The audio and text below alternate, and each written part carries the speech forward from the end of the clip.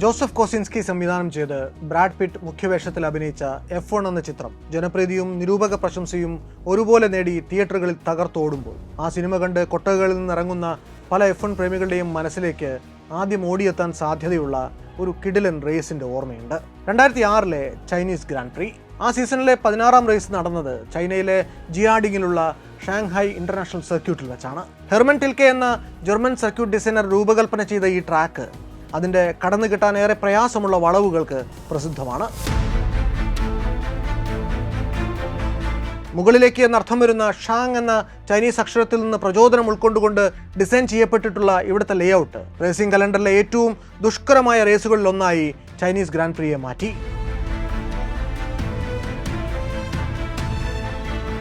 ടീമുകൾ ഒന്നൊന്നായി ഷാങ്ഹായിൽ വന്നിറങ്ങിയപ്പോഴേക്കും ചാമ്പ്യൻഷിപ്പിന് വേണ്ടിയുള്ള പോരാട്ടം അതിൻ്റെ ഏറ്റവും നിർണായകമായ ഘട്ടത്തിലേക്ക് കടന്നു കഴിഞ്ഞിരുന്നു. സീസണിൽ ഇനി അവശേഷിക്കുന്നത് ഏതാനും റേസുകൾ മാത്രം. ചാമ്പ്യൻഷിപ്പിൽ അതുവരെയും ലീഡ് ചെയ്തുകൊണ്ടിരുന്നത് ഡിഫൻഡിംഗ് ചാമ്പ്യൻ റെനോയുടെ സ്പാനിഷ് യുവ റേസർ ഫെർണാണ്ടോ അലോൺസോയാണ്. വെറും 2 പോയിന്റ് വ്യത്യാസത്തിൽ തൊട്ടു പിന്നിലായി ഉണ്ടായിരുന്നത് 37കാരനായ ഫെറാറിയുടെ മൈക്കൽ ഷൂമാക്കറാണ്. ഷൂമാക്കർക്കാണെങ്കിൽ അത് തന്റെ 8ാം ലോക കിരീടത്തിനു വേണ്ടിയുള്ള കുതിപ്പായിരുന്നു. റേസ് ആരംഭിക്കുന്നതിന് മുമ്പുള്ള പ്രസ് മീറ്റുകളിൽ ഒന്നിൽ റെനോയുടെ എഞ്ചിനീയറിംഗ് ഡയറക്ടറായിട്ടുള്ള പാറ്റ് സിമൻസ് സംസാരിച്ചത് തികഞ്ഞ ആത്മവിശ്വാസത്തോടെയാണ്. തങ്ങളുടെ കാറിനു പറ്റിയ റേസിംഗ് ട്രാക്കാണ് ഷാങ്ഹായ് എന്ന് അദ്ദേഹം ഉറപ്പിച്ചു പറഞ്ഞു. കാരണം വീശിയെടുക്കേണ്ട ട്രാക്കിന്റെ കോർണറുകളും ഹെവി ബ്രേക്കിംഗ് സോണുകളുമൊക്കെ റെനോ കാറുകൾക്ക് മേൽക്കൈ നൽകുന്ന സാഹചര്യങ്ങളാണ്. മുൻവർഷങ്ങളിലെ റേസുകളിൽ ഇതേ സർക്യൂട്ടിൽ ഷൂമാക്കർക്ക് സംഭവിച്ചിട്ടുള്ള പിഴവുകളെക്കുറിച്ചും സിമൺസ് സൂചിപ്പിച്ചു. 2004ലും 2005ലും ചൈനീസ് ഗ്രാൻഡ് പ്രീയിലെ ഷൂമാക്കറുടെ പ്രകടനം മോശമായിരുന്നു. അക്കൊല്ലവും അതേ ട്രെൻഡ് തന്നെ തുടരുമെന്നായിരുന്നു അദ്ദേഹത്തിന്റെ പ്രവചനം. ഇത്രയും കാലത്തെ പരിചയസമ്പത്ത് ഉണ്ടായിരുന്നിട്ടും മാനസിക സമ്മർദ്ദമേറുന്ന സാഹചര്യങ്ങളിൽ പലവട്ടം പാളിയ ചരിത്രമുണ്ട് ഷൂമാക്കർക്ക് എന്നുകൂടി സിമൺസ് കൂട്ടിച്ചേർത്തു. റേസ് തുടങ്ങും മുമ്പ് പക്ഷേ ഏറെ നിർണായകമായ ഒരു സംഭവം നടന്നു. ഷാങ്ഹായുടെ ആകാശത്ത് ഉരുണ്ടുകൂടിയുന്ന മേഘങ്ങൾ മഴ പൊഴിച്ചു. വെള്ളമിറങ്ങി റേസിംഗ് ട്രാക്ക് നനഞ്ഞു കുതിർന്നു. അതോടെ മിക്ക ടീമുകളുടെയും അതുവരെ പ്ലാൻ ചെയ്തു വെച്ചിരുന്ന സ്ട്രാറ്റജികൾ പലതും നാനാവിധമായി പോയി. നനഞ്ഞ പ്രതലങ്ങളിൽ നന്നായി പെർഫോം ചെയ്യുന്ന മിഷ്ലിൻ ടയറുകൾ ഉപയോഗിച്ചിരുന്ന റെനോ പോലുള്ള ടീമുകൾക്ക് റേസ് തുടങ്ങും മുമ്പ് പെയ്തിറങ്ങിയ ആ മഴ അനുഗ്രഹത്തിൽ കുറഞ്ഞൊന്നുമായിരുന്നില്ല. എന്നാൽ ബ്രിസ്റ്റോൺ ടയറുകൾ ഉപയോഗിച്ചിരുന്ന ഫെറാറിയെ പോലുള്ള ടീമുകൾക്ക് അതത്ര ഗുണകരമാകാൻ ഇടയില്ല എന്നും പ്രവചനമുണ്ടായി. റേസ് ആരംഭിക്കുന്നേരമുള്ള ഗ്രിഡ് ഇങ്ങനെയായിരുന്നു. പോൾ പൊസിഷനിൽ റെനോയുടെ ഫെർണാണ്ടോ അലോൺസോ, സമാന്തരമായി അലോൺസോയുടെ ടീംമേറ്റ് ജിയാൻ കാർലോ ഫിസിക്കല്ല. 3ഉം 4ഉം സ്ഥാനങ്ങളിൽ ഹോണ്ടയുടെ റൂബൻസ് ബാരിഷെല്ലോ, ജെൻസൺ ബട്ടൺ എന്നിവർ. 5ാമതായി മെക്ലോറൻ മെഴ്സിഡസിന്റെ കിമി റൈക്കോണൻ. 6ാം സ്ഥാനത്ത് തന്റെ ചുവന്ന ഐക്കോണിക് ഷൂബത്ത് ഹെൽമെറ്റ് ധരിച്ച് സ്കാർലറ്റ് നിറമുള്ള ഫെറാറിയിൽ ഷൂമാക്കർ. അധികം വൈകാതെ തന്നെ കാര്യങ്ങൾ മാറി മറിഞ്ഞു തുടങ്ങി. 8ാം ലാപ്പ് ആയപ്പോഴേക്കും ഷൂമാക്കർക്ക് തന്റെ താളം വീണ്ടെടുക്കാനായി. ട്രാക്കിൽ അപ്പോഴും ഈർപ്പമുണ്ടായിരുന്നുവെങ്കിലും ടയറുകൾക്ക് അവയുടെ ഗ്രിപ്പ് തിരിച്ചു കിട്ടാൻ തുടങ്ങിയിരുന്നു. ആ ലാപ്പിന്റെ അവസാന കോർണർ എത്തിയപ്പോഴേക്കും ഷൂമാക്കർ അവസരം മണത്തു. വളരെ ക്ലീൻ ആയൊരു മൂവ് നടത്തി അയാൾ റൂബൻസ് ബാരിഷെല്ലോയെ മറികടന്ന് 5ാമത്തെ പൊസിഷനിലെത്തി. അവിടെ നിന്ന് 6 ലാപ്പുകൾക്കപ്പുറം 14ാം ലാപ്പ് എത്തിയപ്പോൾ അദ്ദേഹം 4ാം സ്ഥാനത്ത് കുതിച്ചുകൊണ്ടിരുന്ന ജെൻസൺ ബട്ടന്റെ തൊട്ടു പിന്നിലെത്തിയിരുന്നു. ബേക്കിംഗ് സോൺ എന്നറിയപ്പെടുന്ന സർക്യൂട്ടിന്റെ 14ാം വളവിൽ വെച്ച് ഷൂമാക്കർ തന്റെ ഫെറാറി കാർ ബട്ടന്റെ മക്ലോറിന് സമാന്തരമായിട്ട് കൊണ്ടുവന്നു. തികച്ചും സ്മൂത്തായ ഒരു നീക്കത്തിലൂടെ ബട്ടനെ മറികടന്ന് ഷൂമാക്കർ നിമിഷ നേരം കൊണ്ട് 4ാമത്തെ പൊസിഷനിലെത്തി. ലീഡ് ചെയ്യുകയായിരുന്ന ഫെർണാണ്ടോ അലോൺസോയുടെ പൊസിഷൻ അപ്പോഴേക്കും വളരെ സ്ട്രോങ് ആയിരുന്നു. 4ാമതുള്ള ഷൂമാക്കറേക്കാൾ 25 സെക്കൻഡ് എന്ന സാമാന്യം വലിയൊരു ലീഡ്. നേരത്തെ നമ്മൾ പറഞ്ഞ വെറ്റ് ട്രാക്കിന്റെ അഡ്വാൻറ്റേജ് തന്റെ റെനോ കാറിലൂടെ അലോൺസോ കൃത്യമായി മുതലെടുത്ത് കഴിഞ്ഞിരുന്നു. എന്നാൽ റേസ് ആരംഭിച്ച മിനിറ്റുകൾക്കകം അന്നത്തെ സകല കാലാവസ്ഥാ പ്രവചനങ്ങളും തെറ്റിച്ചുകൊണ്ട് സ്വിച്ച് ഇട്ട പോലെ മഴ നിന്നു. ട്രാക്കിൽ നല്ല മുട്ടൻ വെയിൽ പരന്നു. ട്രാക്ക് വരണ്ടുണങ്ങി തുടങ്ങിയതോടെ അലോൺസോയുടെ ടയറുകൾ തേഞ്ഞു തുടങ്ങി. ഷൂമാക്കർ ആണെങ്കിൽ വളരെ സുഗമമായി സ്റ്റഡിയായി മുന്നോട്ട് കയറി വന്നുകൊണ്ടേയിരുന്നു. 19ാം ലാപ്പ് ആയപ്പോഴേക്കും 3ാം സ്ഥാനത്ത് പോവുകയായിരുന്ന ജിയാൻ കാർലോ ഫിസിക്കലയുമായിട്ടുള്ള തന്റെ ഗ്യാപ്പ് ഷൂമാക്കർ പരമാവധി കുറച്ചു കൊണ്ടുവന്നു. അവർക്ക് രണ്ടുപേർക്കും മുന്നിലായി നേരത്തെ തന്നെ ഫിസിക്കലെ വെട്ടിച്ചു കയറിയ മക്ലോറൻ മെഴ്സിഡസിന്റെ കിമി റൈക്കോണൻ അലോൺസോയെ കൂടി വെട്ടിച്ചു കയറി ലീഡെടുക്കാനുള്ള അശാന്ത പരിശ്രമത്തിലായിരുന്നു. പക്ഷേ 1ാം സ്ഥാനത്തിന് വേണ്ടിയുള്ള ആ യുദ്ധം ആരംഭിക്കുന്നതിന് മുമ്പ് തന്നെ റൈക്കോണിന്റെ ദുർഭാഗ്യം അയാൾക്ക് വിലങ്ങനെ നിന്നു. അയാളുടെ മക്ലോറിന് പെട്ടെന്നൊരു പവർ ലോസ് ഉണ്ടായി. അവിചാരിതമായിട്ട് കാറിനുണ്ടായ എന്തോ മെക്കാനിക്കൽ തകരാറ് കാരണം കൊണ്ട് അയാൾക്ക് ഏറെ അപ്രതീക്ഷിതമായി ആ റേസിൽ നിന്ന് റിട്ടയർ ചെയ്യേണ്ടി വന്നു. ഷൂമാക്കറെ സംബന്ധിച്ചിടത്തോളം അത് അയാളുടെ തലവര മാറ്റി വരച്ച ഒരു നിർണായക സന്ധി തന്നെയായിരുന്നു. റൈക്കോണിന്റെ സഡൻ റിട്ടയർമെന്റ് ആ റേസിന്റെ ഗതി തന്നെ മാറ്റിവരച്ചു. കാര്യമായ ഒരു പരിശ്രമവും കൂടാതെ തന്നെ ഷൂമാക്കർ റേസിലെ തന്റെ സ്ഥാനം ഒരുപടി മെച്ചപ്പെടുത്തി 3ാമത്തെ പൊസിഷനിലെത്തി. 21ാം ലാപ്പിൽ ഷൂമാക്കർ തന്റെ പിറ്റ് സ്റ്റോപ്പ് എടുക്കുന്നു. അതേ ലാപ്പിന്റെ അവസാനത്തോടെ അലോൺസോയും പിറ്റിലെത്തി. 2 ലാപ്പുകൾക്കപ്പുറം ഫിസിക്കല്ലയും തന്റെ പിറ്റ് സ്റ്റോപ്പ് എടുത്തു. ഷൂമാക്കറും ഫിസിക്കല്ലയും തങ്ങളുടെ തേഞ്ഞ ടയറുകൾ മാറ്റാതെ തന്നെ തുടർന്നു. ട്രാക്ക് ഡ്രൈ ആയാലോ എന്നും കരുതിയായിരുന്നു ആ ഗ്യാമ്പിൾ. അലോൺസോയുടെ ടയറുകളും തേഞ്ഞു തുടങ്ങിയിരുന്നു. പക്ഷേ അയാൾ ചെയ്തത് ആരും പ്രതീക്ഷിക്കാതിരുന്ന ഒരു കാര്യമാണ്. മുന്നിലെ 2 ടയറുകൾ മാത്രം മാറ്റി അയാൾ തന്റെ റേസ് തുടർന്നു. എന്നാൽ ആ തീരുമാനം ബാക്ക് ഫയർ ചെയ്തു. 20 സെക്കൻഡ് വ്യത്യാസത്തിൽ പിന്നിലെ 2 ടയറുകൾ കൂടി തേഞ്ഞുപോയി. റേസ് 30ാം ലാപ്പിൽ എത്തിയപ്പോഴേക്കും ഫിസിക്കല്ല അലോൺസോയെ വെട്ടിച്ച് 1ാമത്തെ പൊസിഷനിലെത്തി. അതും കഴിഞ്ഞ് 2-3 കോർണറുകൾ കൂടി മെനുവർ ചെയ്തപ്പോഴേക്കും ഷൂമാക്കറും അലോൺസോയെ മറികടന്ന് 2ാം സ്ഥാനത്തെത്തി. അതിനുശേഷം അയാൾ ഫിസിക്കലയ്ക്ക് പിന്നാലെ വെച്ചുപിടിച്ചു. അവർ തമ്മിൽ ഇഞ്ചോടിഞ്ച് പോരാട്ടം നടന്നുവെങ്കിലും ഷൂമാക്കർക്ക് ഫിസിക്കലെ മറികടക്കാൻ അവസരം കിട്ടിയതേയില്ല. 35ാമത്തെ ലാപ്പ് ആയപ്പോഴേക്കും മറ്റു പല ഡ്രൈവർമാർക്കുമൊപ്പം അലോൺസോയും ഡ്രൈ ടയറുകളിലേക്ക് മാറി. എന്നാൽ ഈ സ്റ്റോപ്പ് അയാൾക്ക് വലിയ ദോഷം ചെയ്തു. സ്റ്റക്കായ ഒരു വീൽനട്ട് അയാളുടെ പിറ്റ് സ്റ്റോപ്പ് 19 സെക്കൻഡോളം നീളാൻ കാരണമായി. വീണ്ടും റേസിൽ റീജോയിൻ ചെയ്തപ്പോഴേക്കും അലോൺസോ റേസിൽ 4ാം സ്ഥാനത്തേക്ക് വീണുപോയി. ലീഡ് കാറുമായി അയാൾക്കുള്ള ഗ്യാപ്പ് അപ്പോൾ ഏതാണ്ട് 50 സെക്കൻഡോളമായി. ഷൂമാക്കറും ഫിസിക്കല്ലയും ഡ്രൈ ടയറുകളിലേക്ക് മാറുന്നത് ഏറ്റവും അവസാനമാണ്. ഷൂമാക്കർ 40ാം ലാപ്പിലും ഫിസിക്കല്ല 41ാം ലാപ്പിലും. ഫിസിക്കല്ല ട്രാക്കിലേക്ക് തിരികെ വന്നത് ഷൂമാക്കറിൽ നിന്ന് നേരിയ ഒരു ലീഡ് മാത്രമായിട്ടാണ്. എന്നാൽ കോൾഡ് ടയറുകൾ അയാളെ ഒരു കോർണറിൽ ഒരല്പം പാളി പോകുന്നതിലേക്ക് നയിച്ചു. ആ ഒരു നേരിയ അവസരം മാത്രം മതിയായിരുന്നു ഷൂമാക്കറിന്. ഒരൊറ്റ കുതിപ്പിൽ അയാൾ ഫിസിക്കലിനെ വെട്ടിച്ച് 1ാം സ്ഥാനത്തേക്ക് കയറി.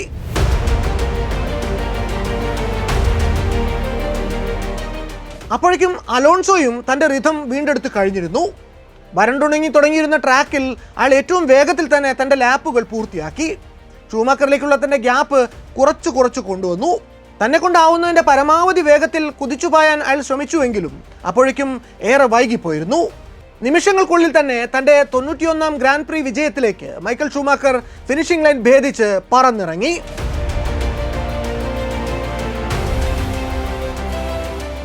അദ്ദേഹത്തിൻ്റെ ഐതിഹാസികമായ കരിയറിലെ അവസാനത്തെ വിക്ടറി. ഷൂമാക്കർ എല്ലാ കാലത്തും ഓർത്തിരുന്ന മധുരമുള്ളൊരു ഓർമ്മയായി ഈ ഇഞ്ചോടിഞ്ച് റേസ് ചരിത്രത്തിൽ ഇടം പിടിച്ചു. അങ്ങനെ ഏതൊരു ശരാശരി F1 പ്രേമിയെയും രോമാഞ്ചം കൊള്ളിക്കുന്ന എത്ര നിമിഷങ്ങൾ റേസിംഗ് ട്രാക്കിന് സമ്മാനിച്ച അത്യസാമാന്യനായ ഒരു ഫോർമുല 1 ഡ്രൈവറായിരുന്നു മൈക്കൽ ഷൂമാക്കർ. ഇന്നും നമ്മുടെ റോഡുകളിലൂടെ അതിവേഗത്തിൽ കാറിൽ പറന്നു പോകുന്നവരെ നോക്കി F1 എന്താണെന്ന് പോലും അറിയാത്ത മനുഷ്യർ പോലും ചോദിക്കുന്ന ചോദ്യം ഇവനാര് ഷൂമാക്കറോ എന്നാവും. മൈക്കൽ ഷൂമാക്കറുടെ റേസിംഗ് കരിയറിലൂടെയുള്ള സഞ്ചാരം F1 എന്ന അതിവേഗ കാറോട്ട വിനോദത്തിൻ്റെ ഇന്നോളമുള്ള ചരിത്രത്തിൻ്റെ പുഷ്കലകാലത്തെ പരിചയപ്പെടാനുള്ള ഒരവസരം കൂടിയാണ്. പശ്ചിമ ജർമ്മനിയിലെ ഒരു ശരാശരി മിഡിൽ ക്ലാസ് കുടുംബത്തിൽ ജനിച്ച് കെർപ്പൻ പട്ടണത്തിൽ കളിക്കൂട്ടുകാർക്കൊപ്പം ഗോ കാർട്ടിംഗ് നടത്തിയിരുന്ന മൈക്കൽ ഷൂമാക്കർ എന്ന ബാലൻ വളർന്നു വലുതായപ്പോൾ ലോകമറിയുന്നൊരു ഫോർമുല 1 താരമായി മാറിയതിൻ്റെ കഥ. 2 പതിറ്റാണ്ടോളം നീണ്ടുനിന്ന തൻ്റെ കരിയറിൽ 91 റേസ് വിജയങ്ങൾ, 68 പോൾ പൊസിഷനുകൾ, 155 പോഡിയങ്ങൾ, 7 ചാമ്പ്യൻഷിപ്പുകൾ, 77 ഫാസ്റ്റസ്റ്റ് ലാപ്പുകൾ എന്നിവ നേടിക്കൊണ്ട് അദ്ദേഹം ഒരു ഇതിഹാസ പരിവേഷം തന്നെ ആർജിച്ചെടുത്തതിൻ്റെ കഥ അത് വല്ലാത്തൊരു കഥയാണ്.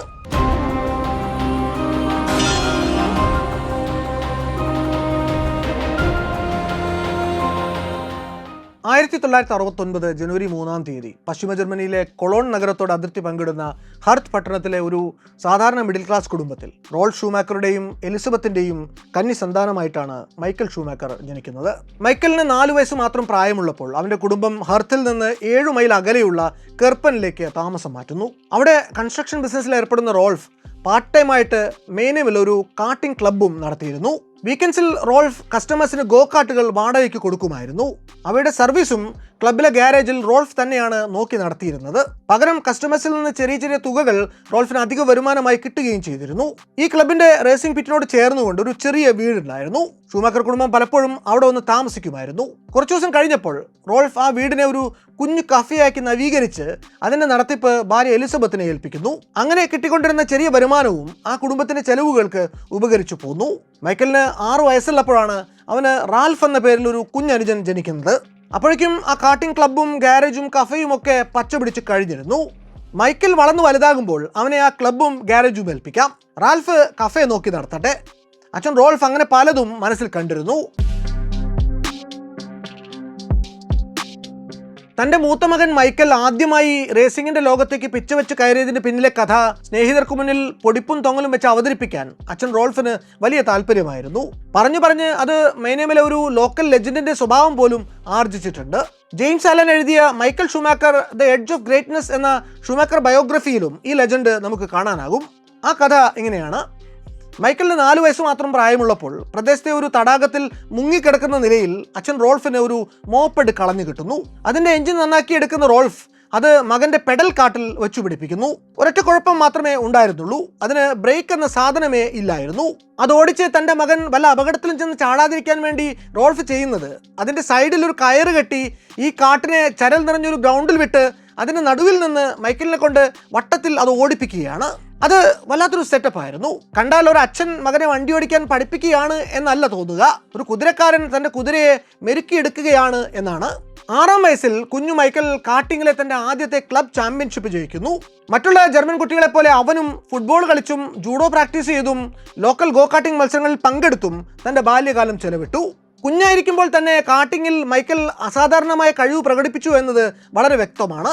അവൻ കാർട്ടിങ്ങിൽ കൂടുതൽ താല്പര്യം പ്രകടിപ്പിക്കും തോറും കുടുംബത്തിന് അവൻ്റെ കാർട്ടിംഗ് കമ്പത്തിൻ്റെ പേരിൽ ചെലവിടേണ്ട തുകയും കൂടിക്കൂടി വന്നു.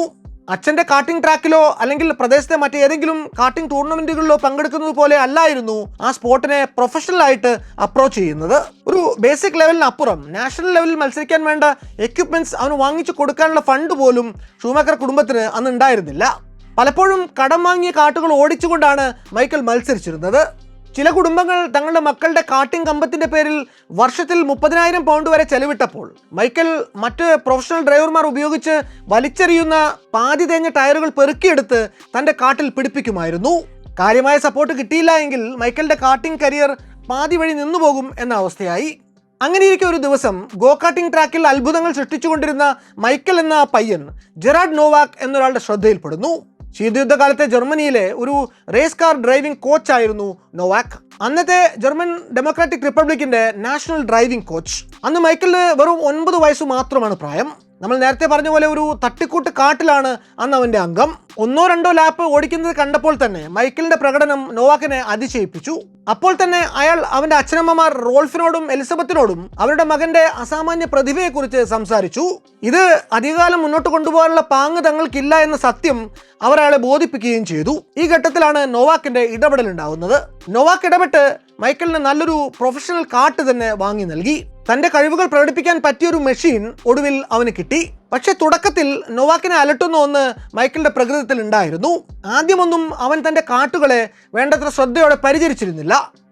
ഒരു ദിവസം നോവാക്ക് ഇടഞ്ഞു. കാർട്ട് ശ്രദ്ധിച്ച് കൈകാര്യം ചെയ്തില്ല എങ്കിൽ അത് താൻ തിരിച്ചെടുക്കുമെന്ന് അദ്ദേഹം അവന് മുന്നറിയിപ്പ് കൊടുത്തു. അത് ഫലിച്ചു.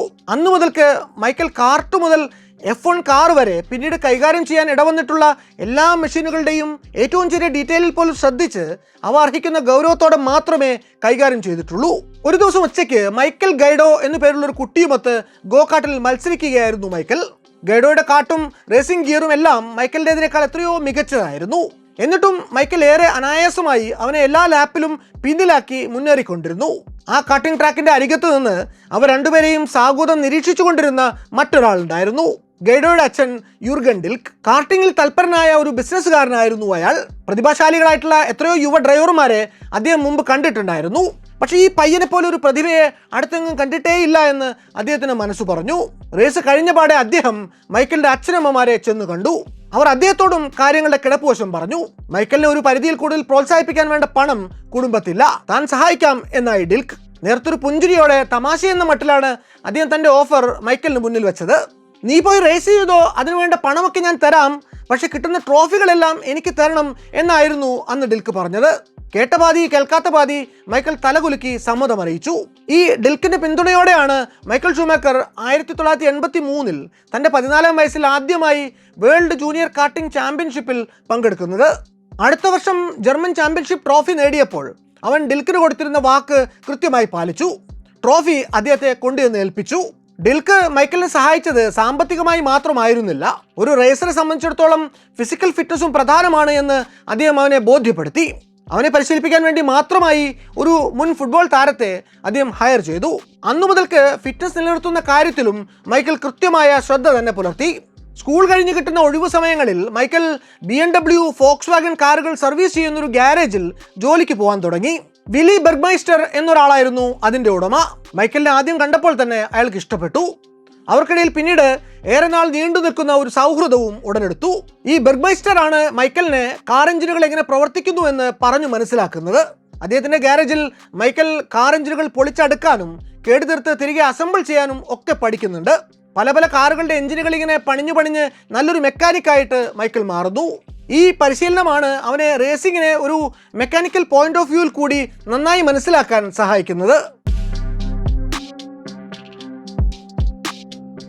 1988 ഓസ്ട്രിയയിലെ സാൽസ്ബർഗ് നഗരത്തിലെ മഴ പെയ്ത് കുതിർന്നു കിടക്കുന്ന ഒരു ഫോർമുല 4 റേസിംഗ് ട്രാക്കിൽ വെച്ച് മൈക്കൽ എന്ന യുവ ഡ്രൈവർ അന്നത്തെ അറിയപ്പെടുന്ന ഫോർമുല 3 ടീം മാനേജറായിരുന്ന വില്ലി വെബറിന്റെ ശ്രദ്ധ പിടിച്ചുപറ്റി.